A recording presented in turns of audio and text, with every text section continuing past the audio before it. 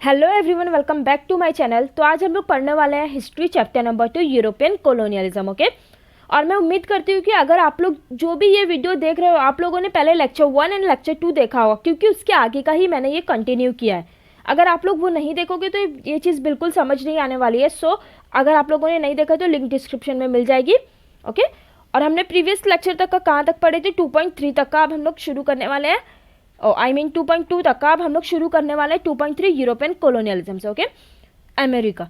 अच्छा, one more thing कि हम लोगों ने जो अब तक पढ़े थे, सुनो बच्चों, अब तक जो हम लोगों ने पढ़े थे वो हम लोगों ने एशियन अफ्रीका में पढ़े थे कि यूरोपियंस कैसे गए वहाँ पर, उन लोगों ने क्या किया, उन लोगों को स्लेव बना लिया, वहाँ से अपनी सारी चीज़ें लूट कर कहाँ ले गए? अपनी कंट्री में, एंड देन कहाँ लाकर बेचा? उनकी वापस से कंट्री में। ओके, सो ये सारी चीज़ें हमने किसकी पढ़ी थी? एशियन अफ्रीका की। अब हम किसका पढ़ने वाले? अमेरिका में। ओके, सो चलो अभी हम लोग किसका पढ़े हैं, बस इतना याद रखो, अमेरिका। इससे पहले हम लोग पढ़ रहे थे एशियन अफ्रीका का। Okay, while studying the history of colonial period in America, it becomes apparent that the stronger European countries dominated the weaker countries by establishing colony there and pushed them into the subjection.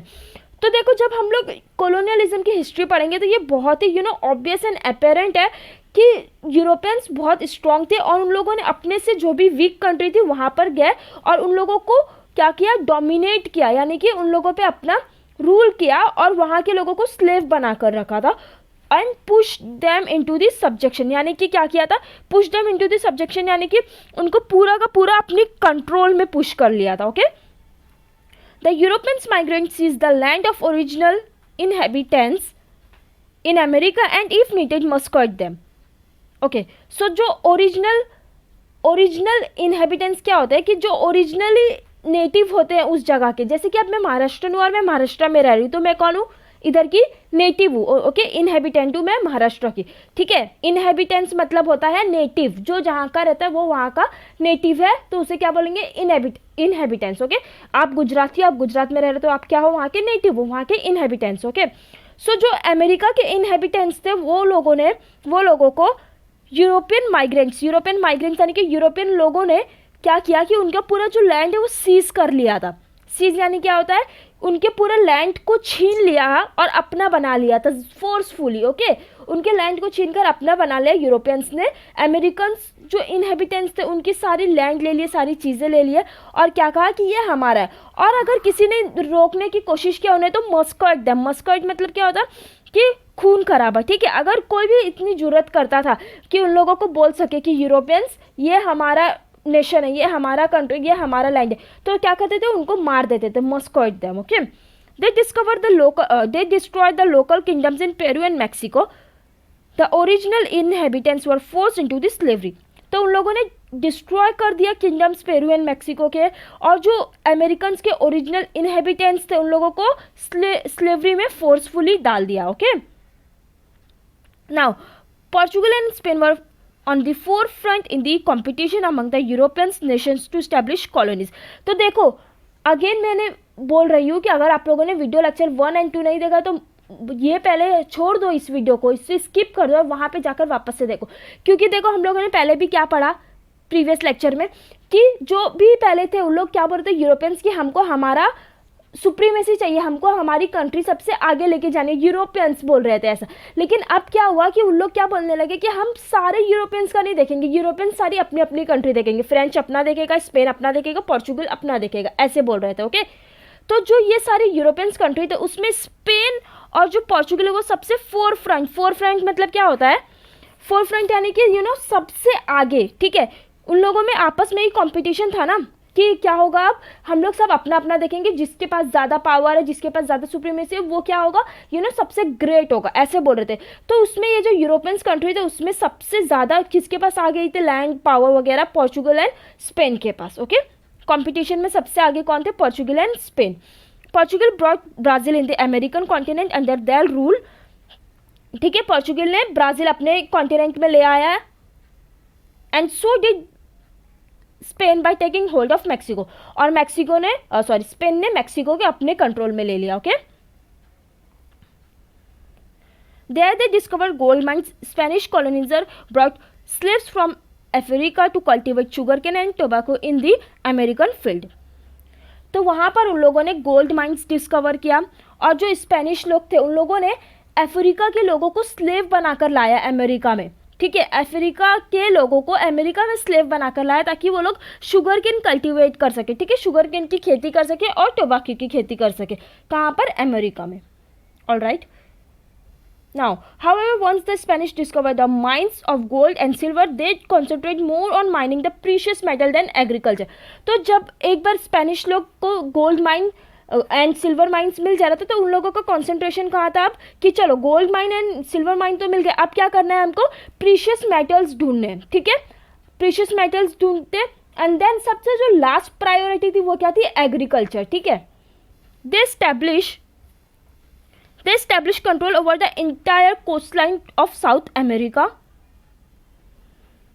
The coastline region from Florida to California was held by the Spanish. Okay. So Florida से लेके California तक का किसके under था, Spanish के under था। Here they engaged the Native Americans and the African slaves in farming. Okay.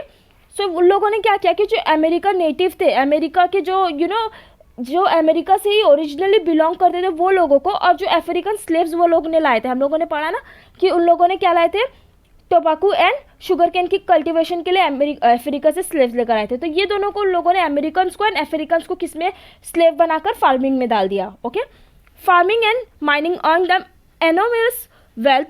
Farming and mining की वजह से उन लोगों का एनोमस यानी कि बेहद पैसा हो गया, बहुत ज़्यादा पैसा हो गया स्पेन के पास। Spain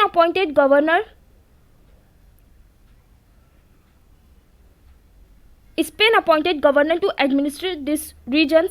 अब स्पेन के पास इतना पैसा है कि स्पेन संभाल ही नहीं पा रहा है, तो अब क्या करा उन लोगों ने कि एडमिनिस्ट्रेशन गवर्नर अपॉइंट कर लिया कि ये सारी चीज़ें मैनेज कौन करेगा, एक पूरे गवर्नर एडमिनिस्ट्रेशन बन गया उन लोगों का ताकि ये सारे रूल्स रेगुलेशन मेंटेन रहे। The king of Spain was a supreme authority, सबसे सुप्रीम अथॉरिटी, सबसे हाई पोस्ट पे कौन था, किंग था स्पेन का। An organisation called council of the Indies was established to rule the colonies, और क्या बना, colonies council of the Indies, ठीक है।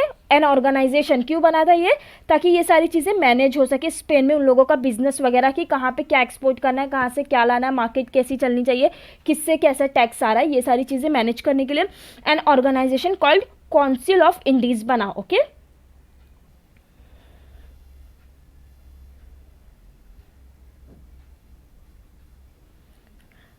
The council was also in charge of the Spanish trade in the colonies. मैंने आप लोगों को पहले ही बताया कि क्या एक्सपोर्ट होना है, क्या इंपोर्ट होना है, स्पेन से क्या जाना है, स्पेन में क्या आना है, ये सब कौन डिसाइड करता था, यही organisation. Okay, essential raw material were exported out of the Spain and the finish good use to imported for sale in the local markets of the colony. तो जो असेंशियल मटेरियल्स थे वो कहाँ आते थे, कहाँ एक्सपोर्ट होते थे, स्पेन के बाहर। Okay, essential raw materials were exported out of this Spain and the finished good used to be imported for sale in the local markets of the colony. local market में क्या कर देते थे, जो भी फिनिश गुड होती थी वो सारी सामान बेच देते थे और जो चीज़ें थी वो बाहर ले जाते थे। The trade off gold and silver acquired from these colonies earn huge profit for the king, ठीक है। जो ट्रेड था गोल्ड एंड सिल्वर का यहाँ से लिया गया था अमेरिका से, इसकी वजह से किंग को बहुत ही ज़्यादा बहुत ही ह्यूज प्रॉफिट हुआ था। Witnessing Spain's prosperity, England, Holland and the France also began to establish their colony in America. अब देखो स्पेन का जो किंग है वो सबसे सुप्रीम हो गया है, स्पेन के पास सबसे ज़्यादा पैसा है, स्पेन की मार्केट भी बहुत अच्छी चल रही है, स्पेन के पास क्या हो गया है, उन लोगों का ऑर्गेनाइजेशन भी बन गया। क्या नाम था ऑर्गेनाइजेशन का, council of the Indies. Okay, तो ये भी बन गया। क्यों बन गया, क्योंकि उन लोगों के पास इतना सारा पैसा आ गया। तो अब ये देखा किसने देखा, विटनेसिंग यानी कि प्रॉस्पेरिटी। ओके, सक्सेस, प्रॉस्पेरिटी यानी ये होता है सक्सेस। तो स्पेन की सक्सेस देखकर इंग्लैंड, हॉलैंड एंड फ्रांस ने भी अपना आप को कहाँ पे स्टैब्लिश कर लिया, अमेरिका में। ओके, समझ रहे हो मेरी बात। स्पेन इतना ज़्यादा आगे बढ़ गया था कि उसको देखने के बाद अब क्या सोचा इंग्लैंड ने, हॉलैंड ने एंड फ्रांस ने कि हम भी अपने आप को कहाँ पे स्टैब्लिश कर लेंगे, अमेरिका में, हमको भी कॉलोनी बनानी है अमेरिका में। Okay, during the reign of Elizabeth first the queen of England explorers were encourage to undertake sea expeditions. तो जब देखो रूल, ओके, रेन मतलब क्या होता है, रूल। तो एलिजाबेथ का जब रूल था तो क्वीन ने ऑफ इंग्लैंड ने क्या किया कि जो एक्सप्लोरर्स थे, जो लोग दूसरी दूसरी जगह जाते थे शिप के थ्रू, ओके, सी के थ्रू, और वो लोग क्या करते थे, दूसरी कंट्रीज डिस्कवर करते थे, दूसरी लैंड्स डिस्कवर करते थे जो अब तक किसी को भी नहीं पता था, ओके, एक्सप्लोरर्स। तो उन लोगों को इनकरेज किया कि तुम लोग जाओ सी में और ज़्यादा लैंड्स ढूंढो जो अब तक किसी को भी नहीं पता है, ओके। किसने ये इनकरेज किया था, एलिजाबेथ फर्स्ट ने, okay. Establishing colonies were the prime intention. Prime intention मतलब कि फर्स्ट प्रायोरिटी क्या थी कि हमको अब और कॉलोनीज चाहिए। In 1496, John Abbott was granted permission to establish colonies on the American land. तो देखो अब यहाँ पर जो जॉन एबॉट है उनको परमिशन मिल गई कि तुम भी अब क्या कर सकते हो, अपनी कॉलोनी बना सकते हो अमेरिकन लैंड पे। अब देखो इनको किसने परमिशन दिया होगा जॉन एबॉट को, स्पेन ने, क्योंकि स्पेन का पूरा कंट्रोल है ना अमेरिका पे। सारी चीज़ें कौन मैनेज कर रहा था, स्पेन कर रहा था, क्योंकि स्पेन पूरी एकदम सुप्रीम अथॉरिटी पे था, ओके। सो स्पेन से इनको परमिशन दे दिया गया स्पेन के किंग के द्वारा जॉन एबॉट को कि ठीक है तुम भी अपनी कॉलोनी यहाँ पे बना लो, okay. He established the British on the ruling as the ruling authority in North America, ठीक है। In 1607, the British built Jamestown, a colony on the banks of River James. Later, the same colony was renamed as Virginia, ठीक है। तो in 1607 में Britishers ने Jamestown बनाया। कहाँ पर बनाया, colony on the banks of river, okay, James town, okay. और बाद में क्या हुआ कि जेम्स टाउन का ही नाम क्या रख दिया गया, वर्जीनिया, ओके, रिप्लेस हो गया उसका नाम जेम्स टाउन से क्या हो गया, Virginia, okay. Afterwards, England established its colony in the coastal region of North America, stretching from New England to Carolina, ठीक है। After England established its colony in the coastal region of North America, stretching from New England to Carolina, okay. तो सबसे पहले देखो Jamestown बनाया उन लोगों ने, एंड देन उसके बाद ये यहाँ से लेके देखो America, stretching from America to England तक का उन लोगों ने किया सारी चीज़ें। Along with the earning commercial benefit, welfare of the home country was added to the colonial intention during the reign of queen Elizabeth. तो देखो कमर्शियल बेनिफिट, जो बिजनेस है हमारा उसमें तो हमको बिजनेस होना ही चाहिए, लेकिन इसके साथ साथ वेलफेयर मतलब कि वेलबींग, ठीक है। हमारी जो होम कंट्री है वो भी एकदम वेलबींग होनी चाहिए, उसका सब कुछ अच्छे से मैनेज होना चाहिए, ओके। ये भी क्या हो गया, कॉलोनियल इंटेंशन में इनका ऐड हो गया। पहले क्या था कि हमको क्या करना है, सिर्फ और सिर्फ क्या करना है, प्राइम इंटेंशन क्या थी, यस मैंने आप लोगों को बताया क्या करना है कि कॉलोनीज ढूंढने। अब क्या हो गया कि हमको हमारे वेलफेयर भी अच्छा होना चाहिए, हमारे होम कंट्री का वेलबींग भी मस्त होना चाहिए एकदम से।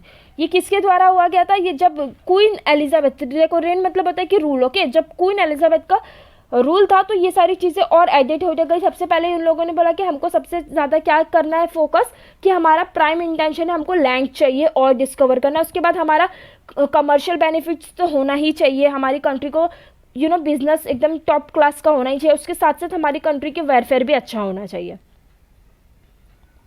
To suit its colonial interest England began to impose restriction on the colonies. अब देखो इनकी चीज़ें बढ़ते ही जा रही है, बोलते हैं ना इंसान की ऐसी फितरत है कि हमको जितना भी मिले उतना कम है। तो ये लोग भी इंसान ही थे, भले ही उस टाइम पे जो भी थे मतलब हमारे साथ बहुत बुरा कर रहे थे, लेकिन ठीक है इंसान ही थे, बस इंसानियत भूल गए थे, ओके। सो इंसान ही थे, तो इनको जितनी चीज़ें मिलते जा रही है उनको अब और ही ज़्यादा चाहिए। तो अब इनका इंटरेस्ट कॉलोनियलिज्म में, ये भी इनकी मर्जी की चीज़ है। इसीलिए उन लोगों ने क्या किया कि जो कॉलोनीज थी अमेरिका में, उन लोगों ने वहाँ पर रिस्ट्रिक्शन लगाने लगा। रिस्ट्रिक्शन यानी कि बहुत, आप लोगों को पता ही होगा ऑब्वियसली कि बहुत ये नहीं करना है, ये करना है, हम जो बोलेंगे वो करना है, हमारी मर्जी से सारी चीज़ें होनी चाहिए। तो कॉलोनीज में ऐसा बोल दिया गया। The maritime law was a first step in this direction. तो मैरीटाइम लॉ, ठीक है, हम पढ़ते हैं ये क्या था। तो मैरीटाइम लॉ फर्स्ट स्टेप था रिस्ट्रिक्शन लगाने में। The law authorise only the British companies for the sea transport. तो जो मैरीटाइम लॉ था वो क्या था ना कि मैरीटाइम लॉ के द्वारा सिर्फ और सिर्फ ब्रिटिश कंपनीज को ही परमिसेबल है, सिर्फ उनको ही अलाउ है कि वो सी से ट्रांसपोर्ट कर सकते हैं, बाकी कोई भी नहीं कर सकता, सिर्फ और सिर्फ कौन कर सकता है, ब्रिटिशर्स। ओके, यही था मैरीटाइम लॉ में, यही था। The stamp act 1765, the Stamp Act 1765 made it obligatory to purchase special stamps for the important documents। तो देखो अब इन लोगों ने मैरीटाइम लॉ तो कर ही दिया, लेकिन अब इन लोगों को जितनी चीज़ें हो रही थी उतना कम लग रहा था, तो अब इन लोगों ने एक और चीज़ ऐड ऑन की, विच वॉज स्टैम्प एक्ट 1765। इसमें क्या था ना कि जो भी अमेरिकन्स थे, ठीक है, जिन पे भी इन लोगों ने रूल कर रहे थे, अब उनको बोल दिया गया कि तुम्हारे जो भी स्पेशल डॉक्यूमेंट्स है, इंपॉर्टेंट डॉक्यूमेंट्स है, उस पर तुमको हमारी तरफ से एक स्टैंप लेना पड़ेगा, और स्टैंप के लिए क्या करना पड़ेगा, ये टैक्स पे करना पड़ेगा, पैसे देने पड़ेंगे। ओके, सो स्पेशल स्टैंप चाहिए ही होगा तुमको इंपॉर्टेंट डॉक्यूमेंट के, अदरवाइज उसका कोई इंपॉर्टेंस नहीं है, वो इनवैलिड है। ऐसा बोल दिया गया कि तुमको स्टैंप लेना ही पड़ेगा, तुमको स्टैंप लेना ज़रूरी, ऑब्लिगेटरी है टू परचेज स्टैंप। ओके, अगर आप लोगों ने स्टैंप नहीं लिया तो क्या हो जाएगा, वो इनवैलिड मान लिया जाएगा। British colonies in America like Virginia, Massachusetts put up resistance against the Stamp Act and also other restriction imposed on them. On 15th March 1770, some people were shot down by the British soldier in Boston, a port city in Massachusetts। तो देखो जब इन लोगों पे इतनी, किन लोगों पर, जो भी जहाँ अमेरिका के लोग थे उन लोगों पर इतनी सारी रिस्ट्रिक्शन लगा दी, like maritime law, Stamp Act, ये सारी चीज़ें, तो वो जो रेसिस्टेंस है वहाँ के लोग थे, वर्जीनिया एंड मैसाचुसेट्स के लोगों ने कहा कि you can not restrict us like this, we will not follow this kind of thing. उन लोगों ने बहुत स्ट्रांगली अपना ओपिनियन रखा कि हम लोग को तुम लोग कितना भी समझा लो, कुछ भी कर लो, वी विल नॉट फॉलो ये काइंड ऑफ थिंग्स, ऐसी चीज़ें। ओके, सो क्या हुआ, जब उन लोगों ने इतना स्ट्रांगली ओपिनियन दिया अपना, तो ऑन 15 मार्च 1770 को कुछ लोगों को मार दिया गया। किसने मारा था, ब्रिटिश सोल्जर्स ने। बॉस्टन में एक सिटी है मैसाचुसेट्स में। ओके, तो कुछ लोगों ने ऐसे अपने ओपिनियन रखा बहुत स्ट्रांगली, और इसमें से बहुत से बहुत से लोगों को शूट कर दिया गया ब्रिटिश सोल्जर के द्वारा। कब, 15 मार्च 1770, ये डेट याद रखो। The British parliament granted monopoly to East India company to import and sell tea to the colonies.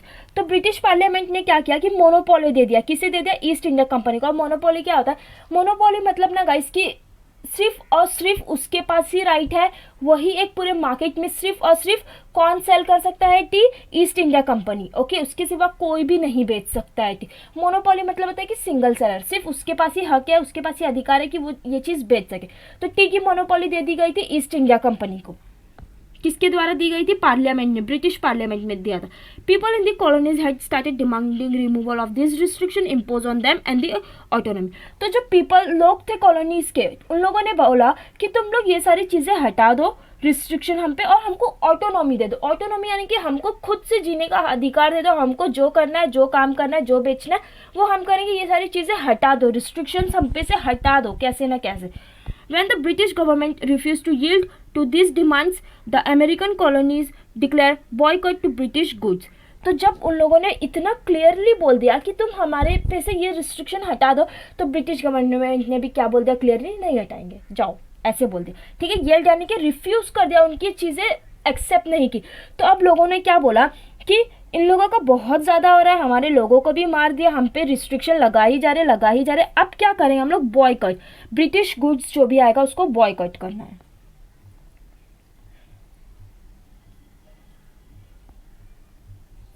In 1773, as an act of resistance, the local resistance in Boston dumped the boxes containing tea in the sea belonging to East India Company। तो अब 1773 में क्या किया लोगों ने, resistance जो थे वहाँ के लोकल लोग थे, उन लोगों ने बॉस्टन डंप द बॉक्सेस, यानी कि बॉस्टन के जो लोग थे उन लोगों ने क्या करा कि जो भी टी से भरे बॉक्सेस थे उसको पूरा का पूरा किधर डाल दिया, पानी में डाल दिया, क्योंकि बॉयकॉट करना है ना ब्रिटिश गुड, और ब्रिटिश गुड आ रहा था जो भी, उसे क्या कर रहे थे वो लोग, पानी में डालते जाते पूरे का पूरा सी में बहा दिया।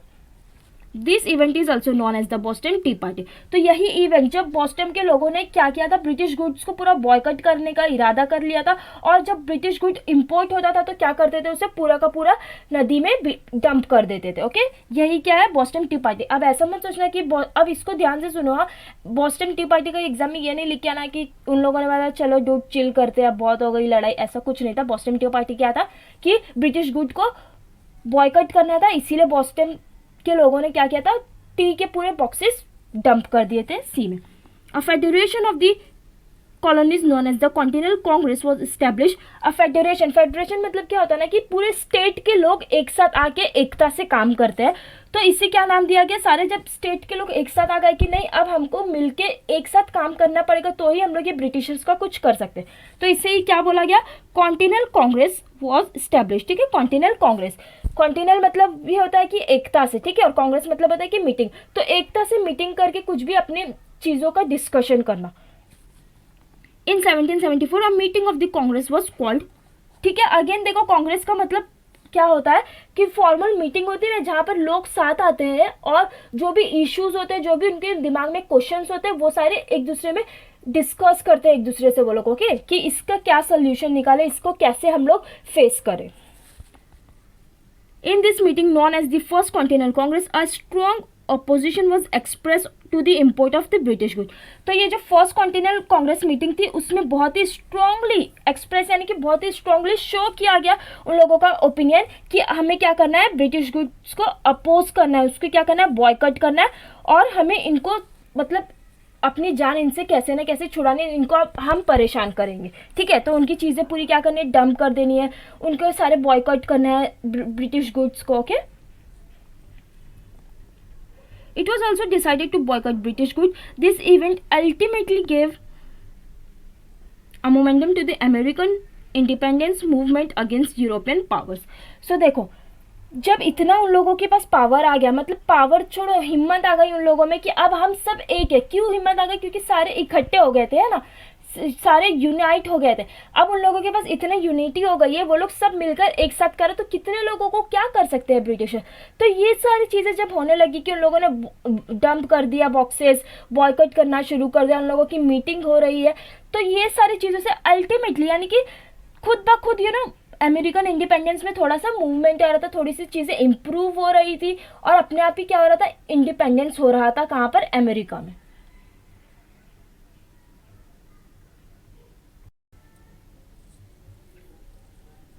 Thirteen colonies in America came together and declare independence from great Britain.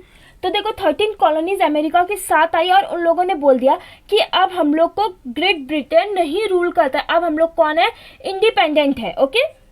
On 14 July, in their meeting known as the Second Continental Congress, a document known as the Declaration of Independence was adopted। This document was drafted by Thomas Jefferson।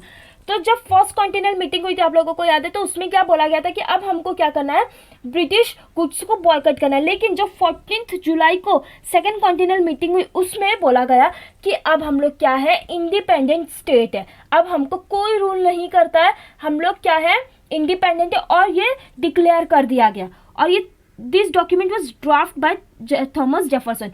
ये किसने draft किया था, Thomas Jefferson ने ही ये सारी चीज़ें लिखी थी, ये सारी चीज़ें डिक्लेयर की थी। The crucial point of the document was The crucial point of the document announced that the 13 American colonies were independent sovereign state। तो देखो क्रूशियल पॉइंट ये था उस डॉक्यूमेंट का कि 13 कॉलोनीज जो है अमेरिकन की वो क्या है, इंडिपेंडेंट है और सवेरियन है, यानी कि सेल्फ रूलिंग है। अब उनको कोई रूल नहीं कर सकता, वो लोग अपने आप को खुद ही रूल करेंगे, अपनी चीज़ें खुद ही मैनेज करेंगे। The key point of the document is the statement about the 3 basic human rights. ठीक है, 3 चीज़ इस स्टेटमेंट की बहुत बेसिक थी, which was namely life, liberty and pursuit of happiness. सबको जीने का अधिकार है, लिबर्टी यानी कि सबको आज़ादी है, जिसको जो करना है करो, जो पहनना है पहनो, जैसे रहना है रहो, और परस्यूट ऑफ हैप्पीनेस यानी कि तुमको पूरा फ्रीडम है कि तुमको जैसे ज़िंदगी जीना है, जहाँ तुमको जॉय मिलता है, जो चीज़ तुमको खुश करती है वो तुम करो, okay. It was state that the three are the natural rights of all human which nobody can deprive of. तो ऐसा बोला गया कि ये जो 3 चीज़ें हैं ये नेचुरल राइट है, यानी कि इनरिस्पेक्टिव ऑफ कौन से कहाँ से बिलोंग करते हो, क्या हो, आपका जेंडर क्या, आपका कास्ट क्या, ये नेचुरल राइट है, ये सबको ही मिलना चाहिए और आपको कोई भी ये चीज़ डिनाई नहीं कर सकता। डिप्राइव मतलब कि आपको कोई भी इस चीज़ के लिए मना नहीं कर सकता कि नहीं तुमको ये नहीं करना। ये 3 चीज़ तुमको हर जगह हर किसी को देनी ही पड़ेगी, life, liberty and pursuit of happiness. चलो The conflict between the colonies and the British army continued for some time, resulting into several barriers of the colonies declare independence. तो देखो कॉलोनीज ने तो अपने आप को इंडिपेंडेंस डिक्लेयर कर दिया था, लेकिन स्टिल बहुत सी कॉन्फ्लिक्ट यानी कि बहुत सी आर्ग्यूमेंट्स, बहुत लड़ाई झगड़े उन लोगों के बीच में अभी भी चालू थे, और इसी की वजह से बहुत से बैटल्स भी हुए. ठीक है. Finally at Saratoga the colonies got a decisive victory over the British army. और फाइनली अमेरिकन्स को विक्ट्री मिल ही गई. The victory prove to be the turning point of the colony as the French agreed to support them in their conflict with the British. तो ये बहुत, जब ये लोगों ने विक्ट्री जीती, ठीक है, जब विक्ट्री हासिल की, तो ये उन लोगों के लिए बहुत ही बड़ी चीज़ थी, पूरी टर्निंग पॉइंट है. बिकॉज जो फ्रेंच है उसने भी क्या बोला था कि हम भी तुमको इसमें सपोर्ट करेंगे, तुम्हारी कॉन्फ्लिक्ट्स में जो ब्रिटिश तुम्हारे साथ कर रहे हैं उसके लिए हम भी उसके खिलाफ है, और we will also support you.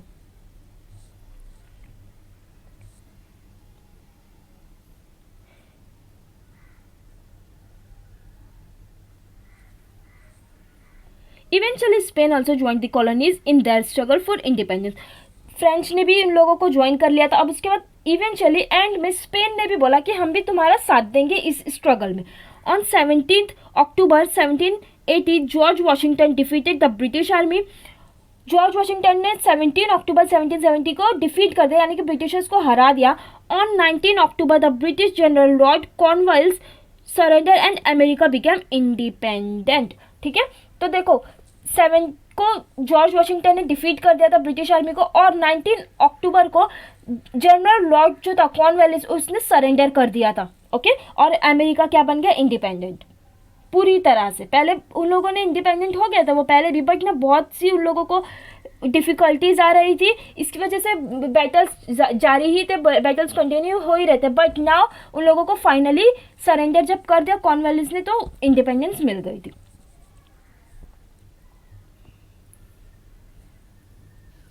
The American Revolt for Independence is also known as the American Revolution. ठीक है. American Revolt मतलब क्या होता है कि वायलेंस एक्शन, जो भी बुरी चीज़ गवर्नमेंट करती है उसके खिलाफ एक्शन लेना. तो ये चीज़ American Revolt for Independence is also known as the American Revolution. American Revolt for Independence and American Revolution are same thing. It was a war tantamount to Americans fighting one's own king to get back to their independence. तो देखो ये चीज़ जो हो रही थी उन लोगों के साथ, जो उन लोगों को इतना लड़ना पड़ रहा था, ये बिल्कुल एकदम वॉर के इक्वल थी. टेंटोमेंट्स मतलब होता है कि एकदम इक्वल, इतना ही अमाउंट का एफर्ट डालना पड़ा था, इतनी ही डिफिकल्टीज उन लोगों को झेलनी पड़ी थी जितना उन लोगों को अपने वॉर में डालनी पड़ती, उतना ही ये इंडिपेंडेंस के लिए करना पड़ रहा था उन लोगों को.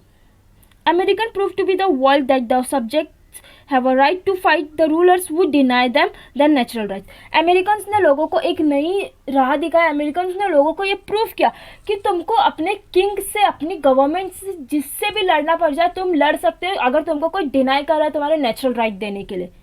It is said that the state without a king is a phenomenon which is a gift to the world from America. तो देखो ऐसा बोलते हैं कि बिना स्टेट, बिना किंग के स्टेट एकदम मतलब कि उसके कोई प्रोडक्टिविटी नहीं होती, वो कुछ आगे वर्क नहीं करता. बट अमेरिकन्स ने बताया लोगों को कि बिना किंग के भी स्टेट एग्जिस्ट कर सकता है, बिना किंग के भी स्टेट आगे बढ़ सकता है. ठीक है, ग्रोथ कर सकता है. और ये किसने बताया है वर्ल्ड को, अमेरिका नहीं, क्योंकि सबको पहले क्या लगता था कि बिना किंग के कोई भी चीज़ एग्जिस्ट कर ही नहीं सकती है बिना रूलर के. Canada, a country adjacent to America, was acquired by the British by the Paris Treaty. तो Canada adjacent मतलब होता है कि adjoining. ठीक है, तो जो कैनेडा अमेरिका के साथ ही थी, तो कैनेडा को किसने ले लिया, ब्रिटिशर्स ने ले लिया. Later the British accorded the status of a federal state to Canada and establish by a bicameral parliament. तो बाद में ब्रिटिशर्स ने अकॉर्डेड यानी कि देना. ठीक है, तो ब्रिटिशर्स ने कैनेडा को क्या बोल दिया गया कि ये एक फेडरल स्टेट है. फेडरल स्टेट क्या होता है, जहाँ पे दो लोग रूल करते हैं. ठीक है, national government and state government दोनों मिलकर रूल्स एंड रेगुलेशंस चलाते हैं. ठीक है, दोनों की पावर क्या होती है, डिवाइड होती है. किस में डिवाइड होती है, आधी पावर किसके पास होती है, नेशनल गवर्नमेंट के पास, आधी स्टेट गवर्नमेंट के पास. ठीक है, तो कैनेडा को क्या बोल दिया गया कि फेडरल स्टेट है and establish a bicameral parliament. तो बाइकैमरल पार्लियामेंट भी क्या होता है कि लेजिस्लेचर दो इसमें डिवाइड होते हैं. ठीक है, दो सेपरेट हाउसेस होते हैं. They also had appointed a governor general in Canada. तो उन लोगों ने, जैसे देखो पहले हम लोगों ने पढ़ा कि स्पेन में उन लोगों ने गवर्नर जनरल अपॉइंट किया था सारी रूल्स एंड रेगुलेशन मेंटेन करने के, वैसे ही सेम उन लोगों ने कैनेडा में भी अपॉइंट किया हुआ था। ओके, सो गाइज हम लोगों ने यहाँ तक का पूरा देख लिया। अब हम लोग ये नेक्स्ट पार्ट में ऑस्ट्रेलिया एंड न्यूजीलैंड पढ़ेंगे। अगर आप लोगों को ये वीडियो हेल्पफुल लगे तो please do like, share and subscribe, and thanks for watching.